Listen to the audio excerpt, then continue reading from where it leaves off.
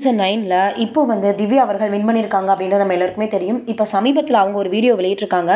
அது ரொம்பவே அவங்களுடைய ரசிகர்களால ட்ரெண்டாக்கி வந்துட்டுருக்கு அப்படின்னு தான் சொல்லணும். இவங்க பிஆர் வச்சு தான் வேலை பார்த்தாங்க. அதன் மூலமா தான் இவங்க ஜெயிச்சிருக்காங்க அப்படின்னு நெறைய பேர் சொல்லி வந்தாங்க. இந்த சூழல்ல அவங்க என்ன சொல்லியிருக்காங்கன்னா, "எனக்கு வந்து ரசிகர்களாகிய நீங்க தான் முக்கியம். நீங்க எனக்கு குடுத்துருக்கக்கூடிய ஆதரவு தான் முக்கியம். யார் என்ன சொன்னா என்ன?" இதில கமருதீன் பார்வதி அவர்கள் கொஞ்சம் வந்து யோசிச்சு பண்ணியிருக்கலாம். அந்த கார் டாஸ்க்ல அவங்க பண்ணது தான் ரொம்பவே வந்து அவங்களுக்கு கஷ்டமாயிடுச்சு அப்படின்னு பல விஷயங்கள அவங்க பேசியிருக்காங்க.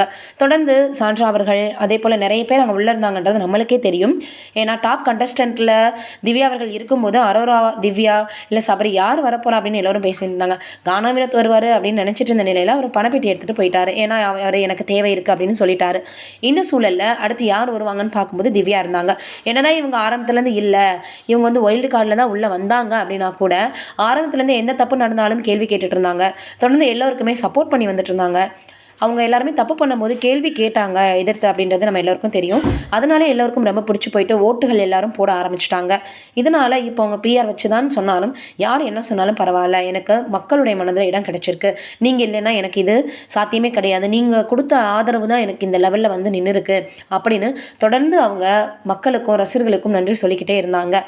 நெறைய விஷயங்கள் இவங்க நேருக்கு நேராக கேள்விகள கேட்டாங்க. அதில பிக் பாஸ் அவர்கள் இவங்கள அப்பத்தான் கூப்பிடுறதா இருக்கட்டும், இவங்க ரியாக்ட் பண்றதா இருக்கட்டும், கத்துறதா இருக்கட்டும், ரொம்பவே அவங்களுடைய ரசிகர்களுக்கு பிடிச்சிருந்துச்சுன்னு சொல்லலாம்.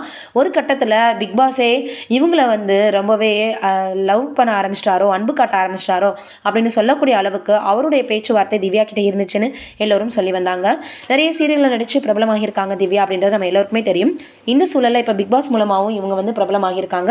தொடர்ந்து இவங்க வின் பண்ணியிருக்கிறதுக்கு எல்லோருமே வாழ்த்துக்கள தெரிவிச்சு வந்துட்டுருக்காங்க. அடுத்து இவங்க என்ன பண்ண போறாங்க அப்படின்னு ரசிகர்கள் எல்லாரும் ரொம்ப ஆர்வமா காத்துட்ருக்காங்க. ஏன்னா பிக் பாஸ்ல இருக்காங்கன்னா, அடுத்து படங்கள்ல கூட நடிக்கிறதுக்கான வாய்ப்புகள் அவங்களுக்கு அதிகமா கிடைக்கும். திவ்யா என்ன பண்ண போறாங்க அப்படின்றதையும் நம்மளும் வெயிட் பண்ணி பார்க்கலாம். நம்மளுடைய சார்பாக திவ்யாவுக்கு வாழ்த்துக்கள தெரிவிச்சுக்கலாம். நீங்க என்ன நினைக்கிறீங்க அப்படின்றத மறக்காம கமெண்ட்ல சொல்லுங்க.